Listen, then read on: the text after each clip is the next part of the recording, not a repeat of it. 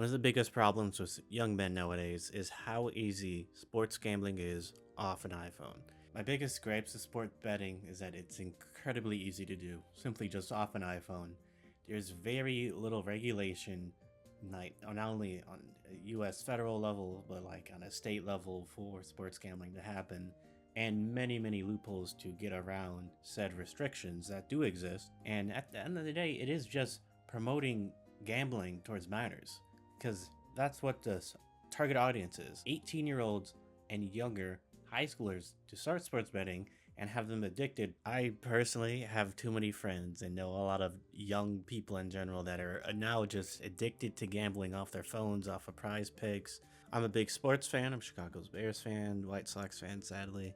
And it is so incredibly easy not only to gamble off your phone, but networks like ESPN, NFL, NBA, MLB, all the major sporting networks are essentially promoting betting now because it's profitable, it's easy, and it's lucrative for both the network and their shareholders, not specifically for you. Like I said, I feel like sports gambling has become too easy. You could simply do it off your iPhone, you can do it off of your computer, and it's addictive. It's quite literally gambling. Like, I don't feel like people are ignoring that. Like, it is betting money away. And of course, once again, it's like your money, do whatever you want with it, like, at the end of the day. But at the same time, I have known personally people under the age of 18 that have, or high schoolers that have been addicted to sports gambling for some reason. I don't know what happened or what great shift changed, but I definitely feel post-COVID, like,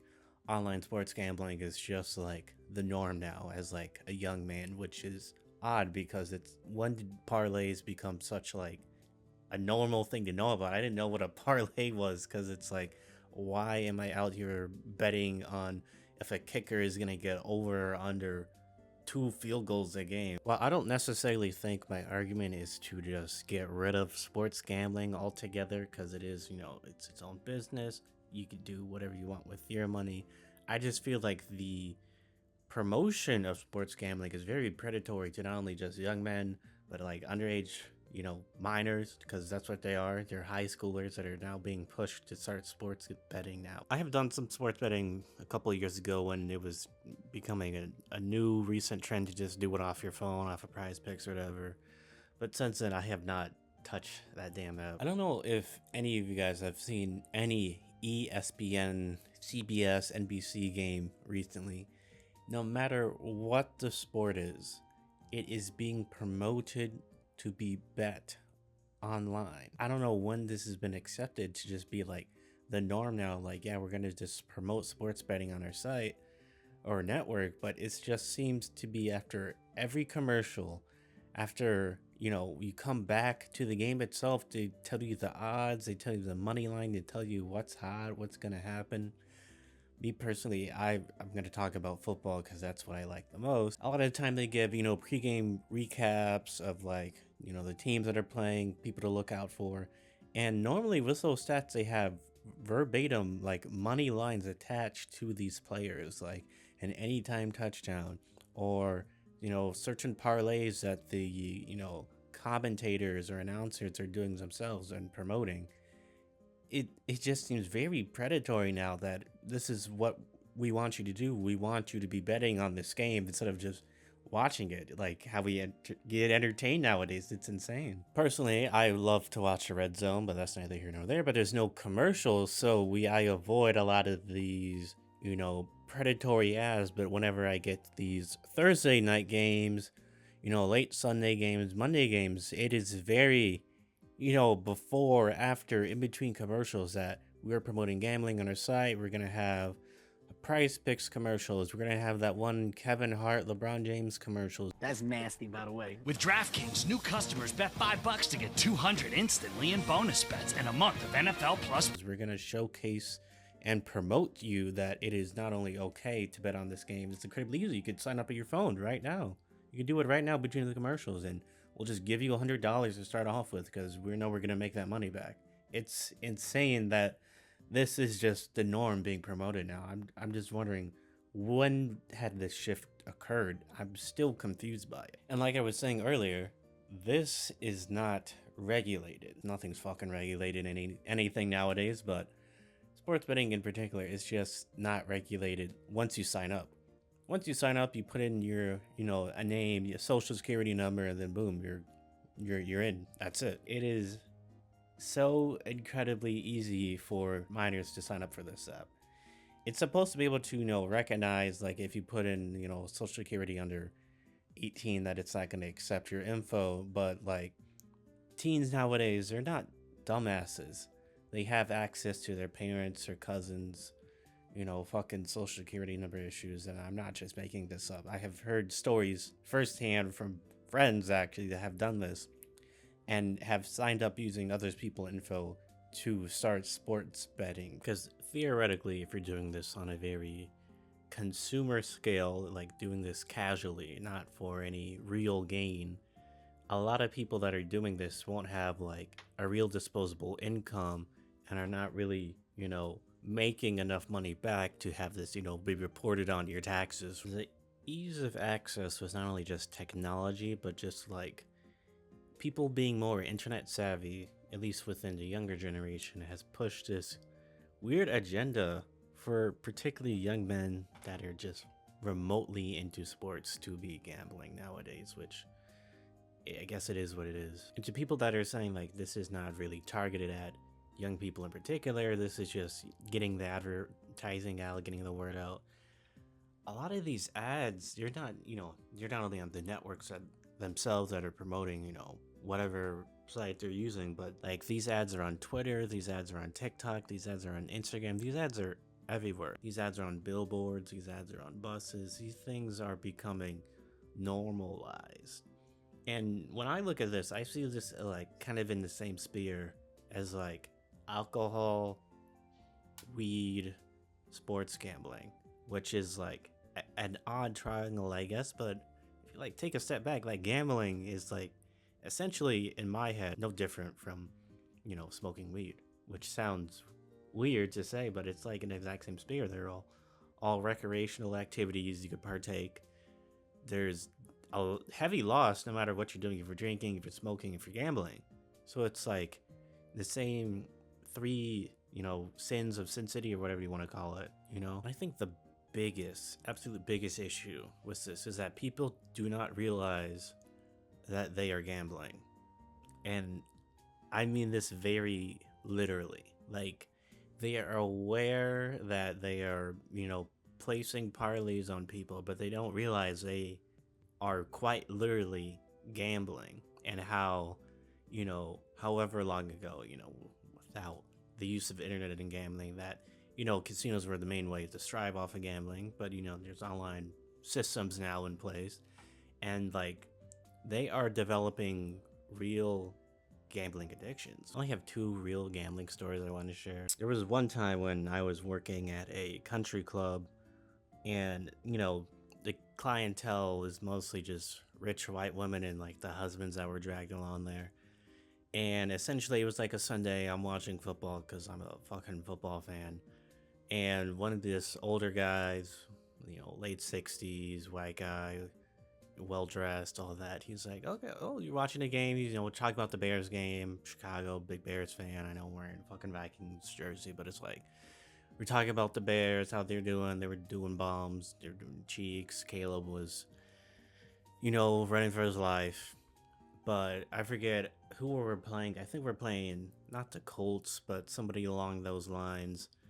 And I was like, oh yeah, Anthony Richardson got a touchdown. And he's like, oh, that's good. I had him in my parlay getting a rushing touchdown. I'm like, what? This is like a 60-year-old man, well off, talking to me about his parlay and how he needed a touchdown to hit on a Sunday afternoon. I was kind of taken back. It was kind of like just weirded out, because this is one thing for like an older white gentleman to say this in your face, and it's like, what are you talking about? I think that was like the first one where I was like, oh yeah, this is fucked up. Because like, he's well off. I know he's not worried about money. he's just doing this for the love of the game. He's doing this because he loves gambling. Like, there's no other way to put it. Like, you don't do that type of thing casually unless you just genuinely enjoy it at the end of the day, which is betting money on these players to, win them a parlay. And then the other story I wanted to share is gonna be a little bit more long-winded, but essentially, I was a college kid back in my youth, a whole 1 year ago, and essentially I had a friend, and if you're watching this, what's good? I was incredibly addicted to sports gambling, and I have a lot of friends that just do it not very casually, but I have a lot of friends that just do it in general, and they always tell me, oh, I gotta send you my referral code or whatever the fuck. I'm like, no, I'm not taking that. I'm not signing up for that. But essentially, I had one of my friends who was extremely addicted and is still extremely addicted to sports gambling. And I think it's very socially acceptable nowadays to talk to friends about sports gambling if you do it. Like, it's a very casual thing. Like, I've met people, I talk about sports, like, oh, do you watch NBA, do you watch NFL? And he's like, oh yeah, I watch XYZ, but I mostly sports gamble. I don't really watch anything anymore. I don't have anything really to compare it to, but the only thing I can remotely compare it to is like New Balances. Like, when I was a kid, New Balances were not cool at all. You wear fucking New Balances, you were getting fucking made fun of. It was like wearing fucking Skechers or some shit. But then just one day you just wake up and then you see a pair of New Balances and it's like, those aren't that bad. It kind of feels like the same thing happened with sports betting. Like, this thing has always existed, but it's never been popular. Then all of a sudden, Prize Picks comes out one day and it's like, you know what? Maybe sports betting isn't that bad. And then they start pushing all this whole new agenda on people. But to go back to my friend, it was going really not poorly for him, sadly. It was going alright with him, which is a bigger issue. Because overall, he spent a lot of fucking money on, I think it was Prize Picks in particular. That's why I keep referring to it. But I believe at one point it was like he's spending over $1,000 like every 2 weeks just making these different fucking bets on people. But the biggest issue is that he wasn't making his money back, but he was making just enough where it wasn't reputable to his income or reputable to his financial status, which I guess just is just a lucky situation he's in. But like, this does not help him at all. 'Cause like, if you're always just gonna be okay at this, you're always gonna be addicted. Because if you are bad, you're gonna lose everything or lose a lot of money, and hopefully then that sparks like that aha moment, like, I gotta stop this shit. But if you're great at it, it's like, okay, we're making this a real-time thing. I'm like a fucking day trader at this. But when you're just okay at sports betting, which 99% of people are just okay at, it's detrimental. And especially, this guy's in particular, he's well off. He doesn't need to worry about that. He has a high-paying job. But, other people that just don't have that access, people that don't have that income, it becomes this new collar for them. Now, I don't want to get too far off topic, but once again, like, the three biggest things that are affecting, low-income households are alcohol, gambling, and weed. Or drugs, whatever you call it. This is a part of that culture. Like, I don't know how many times, I'm going to shock all of you right now, as a black guy, you know how many times I've seen people complain within the black community about, oh, my parlay didn't hit. It drives me insane. Oh, my parlay didn't hit, fucking Najee Harry ain't doing shit. It's just insane, like, the same shit just keeps happening to us. Like, can we not learn? Like, I get it, if you're well off, you do whatever the fuck you want with money, but like, I'm not an advocate for weed and alcohol, so it's like, why would I add gambling to this fucking list nowadays? But once again, just overall, it's your money. You do what the fuck you want with it. If you want to go ahead and lose it and have a crippling gambling addiction to the age of 48 until you have some reputable income and then waste it all, go right ahead. But please, just because it's like in a situation like this, it's like, what is the solution?